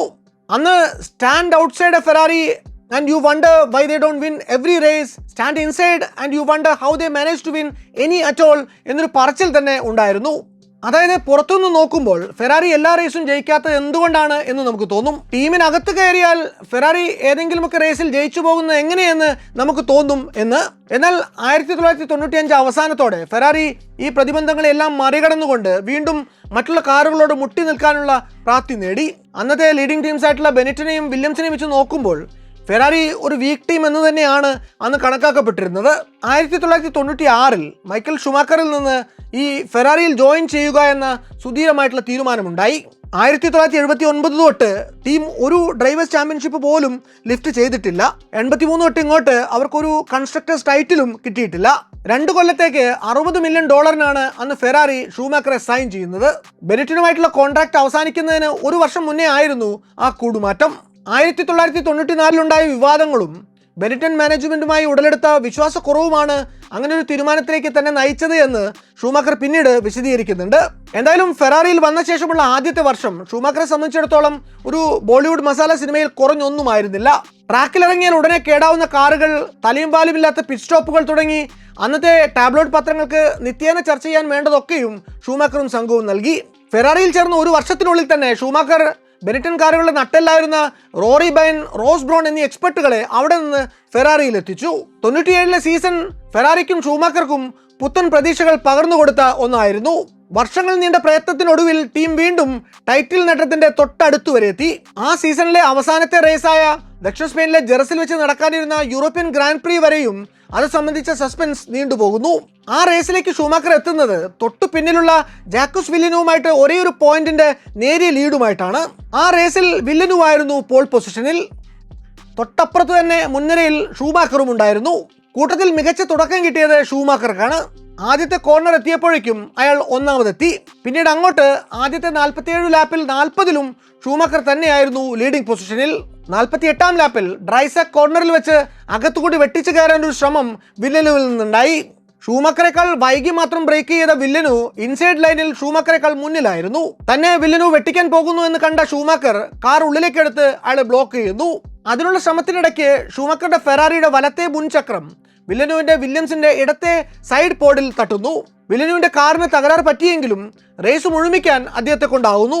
പക്ഷേ ബാറ്ററി എമൗണ്ട് ലൂസായി വേഗം കുറഞ്ഞതോടെ ഫൈനൽ ലാപ്പിൽ 2 മെക്ലറിൻ കാറുകളും അദ്ദേഹത്തെ ഓവർടേക്ക് ചെയ്യുന്നു. P1-ൽ ഹക്കിനൻ, തൊട്ടു പിന്നാലെ ടീം ഓർഡർ പിന്തുടർന്ന കോട്ട്ഹാർഡ് P2-ൽ, P3-ൽ വില്ലനു എന്നിങ്ങനെ ആയിരുന്നു ഫൈനൽ പൊസിഷൻ. വില്ലനുവിനാവട്ടെ ചാമ്പ്യൻഷിപ്പ് നേടിക്കൊടുക്കാൻ ആ 3-ാം സ്ഥാനം കൊണ്ട് കിട്ടിയ പോയിന്റുകൾ തന്നെ ധാരാളമായിരുന്നു. ഇങ്ങനൊരു കൂട്ടിയിടി നടന്ന ഉടനെ തന്നെ റേസ് സ്റ്റുവർട്ട്സ് ആദ്യം അതിനെ ഒരു റേസ് ആക്സിഡന്റ് എന്നാണ് വിലയിരുത്തുന്നത്. എന്നാൽ മറ്റു ട്രാക്കുകളിൽ കഴിഞ്ഞ കുറേ മാസങ്ങളായി കാണിച്ചു കൂട്ടിക്കൊണ്ടിരുന്ന സമാനമായ വികൃതികളിൽ നിന്ന് ജെറസിലെ സംഭവത്തെ വ്യത്യസ്തമാക്കിയത് തൻ്റെ ജീവിതത്തിൽ ഏറെ ബഹുമാനിക്കുന്ന ഒരാൾ അന്ന് ഷൂമാക്കറെ മുഖത്തോട് മുഖം നോക്കി നീ ഇത് ചെയ്യുന്നത് മോശമാണ്, തെറ്റാണ് എന്ന് വെട്ടി തുറന്നു പറഞ്ഞു എന്നുള്ളതാണ്. റേസിലെ തിരിച്ചടിയിൽ തളർന്നുപോയിരുന്ന ടീമിനെ സമാശ്വസിപ്പിക്കാനും ഷൂമാക്കറെ കാര്യങ്ങൾ പറഞ്ഞ് ബോധ്യപ്പെടുത്താനുമായി ഫെറാറിയുടെ ചെയർമാൻ സാക്ഷാൽ ലൂക്ക ഡി മോണ്ടെസുമോളോ ബൊളോണയിൽ നിന്ന് സ്പെയിനിലേക്ക് നേരിട്ട് പറന്നെത്തി. ആ സംഭവത്തിൽ പിന്നീട് FIA വക ഒരു അന്വേഷണവും നടന്നു. 1997 നവംബർ 11-ാം തീയതി അത്യസാധാരണമായൊരു റൂളിംഗ് FIA-യിൽ നിന്നുണ്ടായി. ഷൂമാക്കർക്ക് ചാമ്പ്യൻഷിപ്പിൽ നിന്ന് തന്നെ അയോഗ്യത കൽപ്പിച്ചിരിക്കുന്നു. മൈക്കൽ ഷൂമാക്കറുടെ കരിയറിനെ നമുക്ക് 2 കാലങ്ങളായിട്ട് തിരിക്കാം. ഒന്ന് 1996 തൊട്ട് 99 വരെയുള്ള കാലം. വിവാദങ്ങളും അപകടങ്ങളും ഇച്ഛാഭംഗങ്ങളും തുടർച്ചയായി അദ്ദേഹത്തെ വേട്ടയാടിയ കാലം. ചില റേസുകളിൽ ഷൂമാക്കർ ഇഞ്ചോടിഞ്ചു പോരാടി അവസാനത്തെ ലാപ്പുകളിൽ മാത്രം ടൈറ്റിൽ കൈവിട്ടു. മറ്റു ചിലതിൽ ഫെറാറിക്ക് റേസ് പൂർത്തിയാക്കാൻ കാറ് തന്നെ ആൾ അവശേഷിപ്പിച്ചില്ല. എന്നാൽ അതിനൊക്കെ 2000 ആണ്ടിൽ മാറ്റമുണ്ടായി. അത് ഫോർമുല 1 ചരിത്രത്തിലെ തന്നെ അത്ഭുതകരമായൊരു ഡോമിനൻസിന്റെ തുടക്കമായിരുന്നു. ഫെറാറി ടീമിന്റെ തലപ്പത്തേക്ക് ജോൺ ടോട്ട് വന്നതിന് ശേഷമാണ് കാര്യമായ രീതിയിൽ സംഗതികൾ മാറി മറിഞ്ഞു തുടങ്ങിയത്. അദ്ദേഹത്തിനു കീഴിൽ ടീമിന്റെ ഫോക്കസ് മെച്ചപ്പെട്ടു, അച്ചടക്കം കൂടി. ടീമിനൊരു ലോങ് ടേം പ്ലാൻ ഉണ്ടായി. ഫെറാറിയെ കാലങ്ങളായിട്ട് മലീമസമാക്കിക്കൊണ്ടിരുന്ന ഇന്റേണൽ പൊളിറ്റിക്സിനെ കടയോടെ പിഴുതു പുറത്തു കളഞ്ഞതാണ് ടോട്ട് ചെയ്ത ഏറ്റവും പ്രധാനപ്പെട്ട ഇടപെടൽ. ഫെറാറിയിൽ ഇറ്റാലിയൻ മീഡിയയ്ക്ക് ചെലുത്താൻ കഴിഞ്ഞിരുന്ന അനാവശ്യ സമ്മർദ്ദങ്ങൾക്കും അദ്ദേഹം തടയിട്ടു. പൊതുജനത്തിന്റെ ഓഡിറ്റിങ്ങുകളെ ടോട്ട് സ്വയം നേരിട്ടു. അതൊന്നും ടീം അംഗങ്ങളിലേക്ക് എത്താതെ കാത്തു. അതോടെ എഞ്ചിനീയർമാർക്കും ഡ്രൈവർമാർക്കും അവരവരുടെ പെർഫോമൻസിലും കൃത്യതയിലും ഫോക്കസ് ചെയ്യാൻ സാധിച്ചു തുടങ്ങി. റോസ് ബ്രൗണിന്റെയും റോറി ബ്രൈറിന്റെയും ടീമിന്റെ ടെക്നിക്കാലിറ്റിയും സ്പെഷ്യാലിറ്റിയും കൈമുതലാക്കി ഫെറാറി അങ്ങനെ ചരിത്രത്തിൽ ആദ്യമായി തങ്ങളുടെ തലവരെ മാറ്റി വരയ്ക്കാനുള്ള പുറപ്പാടിലായി. ഷൂമാക്കർ ആണെങ്കിൽ 1999 ബ്രിട്ടീഷ് ഗ്രാൻഡ് പ്രിയിൽ സംഭവിച്ച അപകടത്തിൽ നിന്നേറ്റ പരിക്കുകളെ അതിജീവിക്കാനുള്ള ശ്രമത്തിലായിരുന്നു. ആ അപകടത്തിൽ അദ്ദേഹത്തിന്റെ വലത്തെ കാലിലെ 2 അസ്ഥികൾക്ക് ഒടിവ് സംഭവിച്ചിരുന്നു. ആ പരിക്കുകൾ ഭേദമാകുന്നതുവരെ സൈഡ് ലൈനിൽ ഇരുന്നുകൊണ്ട് മാത്രം ഫോർമുല 1 റേസുകളുടെ ഭാഗമായത് അദ്ദേഹത്തിന് തൻ്റെ നഷ്ടപ്പെട്ട ഊർജ്ജം തിരിച്ചുപിടിക്കാനും സ്വന്തം കരിയറിനെ തന്നെ ഒന്ന് വിലയിരുത്താനും ജീവിതത്തിലെ പ്രയോറിറ്റികളെ കൃത്യമായിട്ട് മാപ്പ് ചെയ്യാനും സഹായകമായി. അങ്ങനെ കൂടുതൽ ഫിറ്റായി, കൂടുതൽ സ്ട്രോങ് ആയി, കൂടുതൽ ഫോക്കസ്ഡ് ആയി ഷൂമാക്കർ തിരികെ വന്നപ്പോൾ അദ്ദേഹത്തെ ട്രാക്കിൽ മുൻപത്തേതിനേക്കാൾ ഡ്രൈവിംഗ് സ്കില്ലും പെർഫോമൻസ് ലെവലും നിലനിർത്താൻ അത് സഹായിച്ചു. 2000 ആണ്ട് സെപ്റ്റംബർ 10 മോൺസയിൽ നടന്ന ഇറ്റാലിയൻ ഗ്രാൻഡ് പ്രിയിലേക്ക് ഷൂമാക്കർ കടന്നു ചെല്ലുന്നത് കടുത്ത സമ്മർദ്ദത്തോടെയാണ്. സീസണിൽ ഇനി അവശേഷിക്കുന്നത് 4 റേസുകൾ മാത്രം. 1ാം സ്ഥാനത്തുള്ള മിക്ക ഹാക്കിനൻ ഷൂമാക്കറേക്കാൾ 6 പോയിന്റിന് ലീഡ് ചെയ്യുകയാണ്. റേസ് നടക്കുന്ന അന്ന് രാവിലെ ഒരു അശുഭ വാർത്ത കൂടി ഷൂമാക്കറെ തേടിയെത്തി.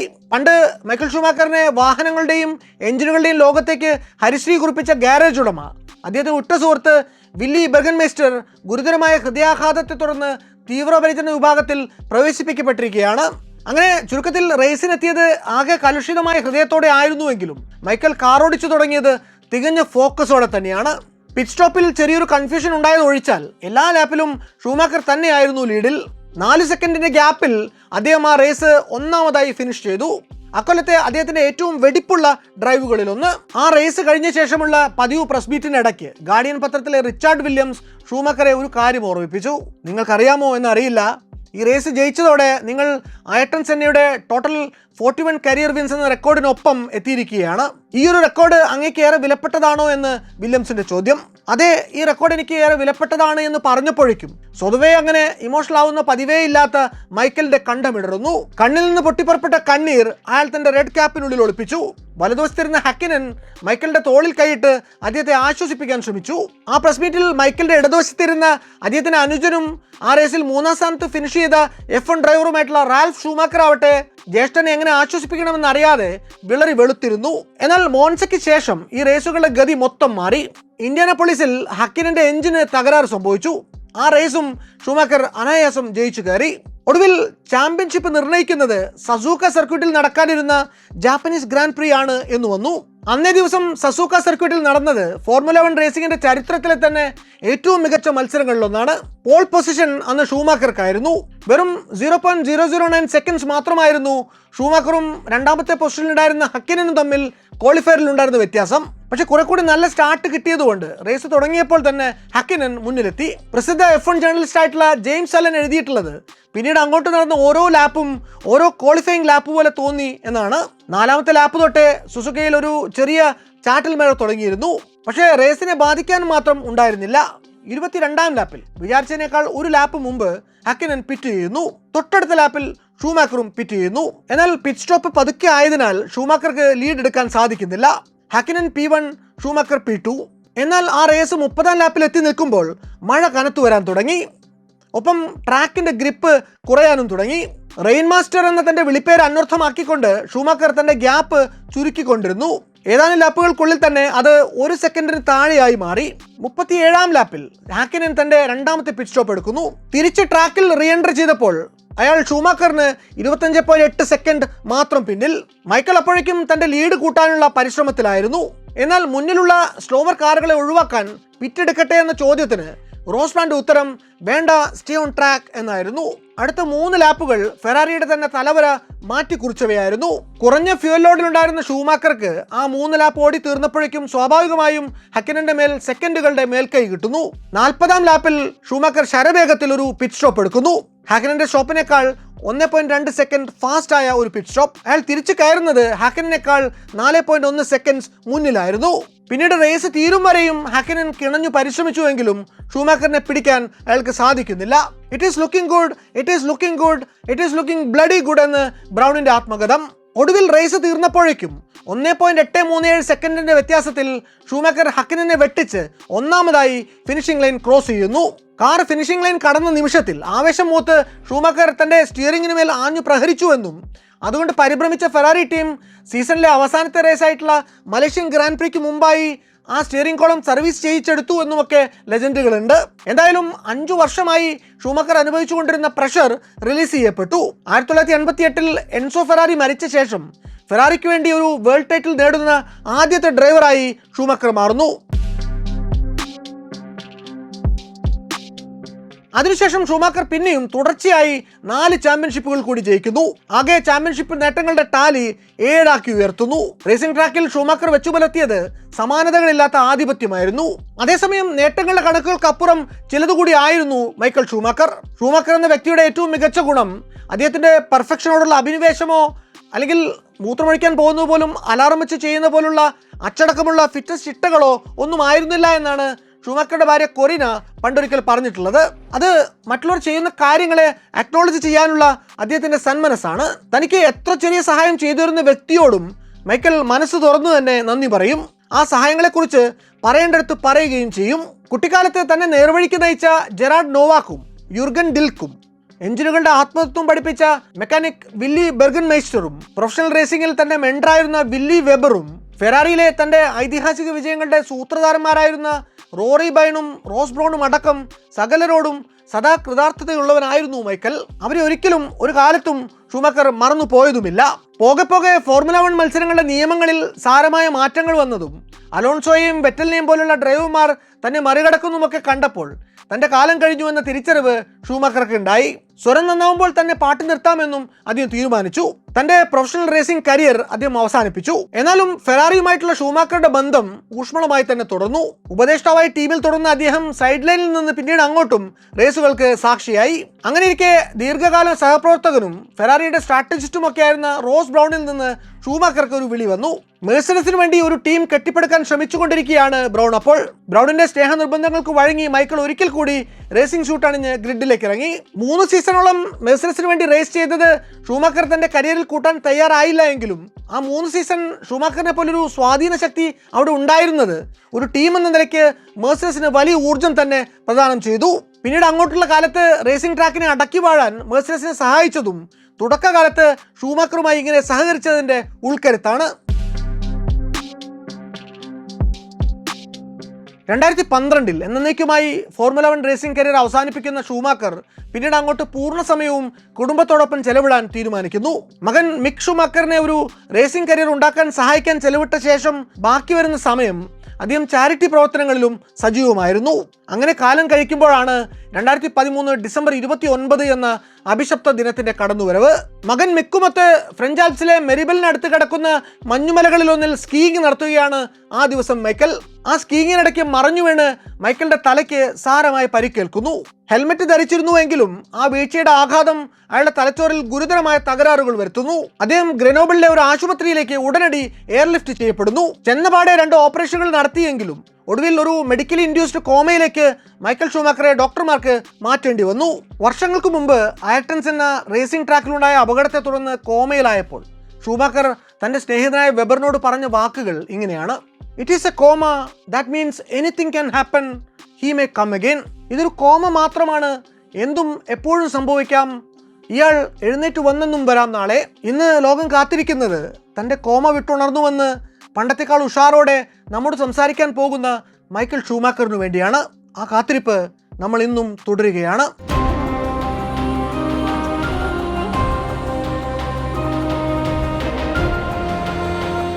മറ്റൊരു വല്ലാത്ത കഥയുമായി ഇനിയും വരാം.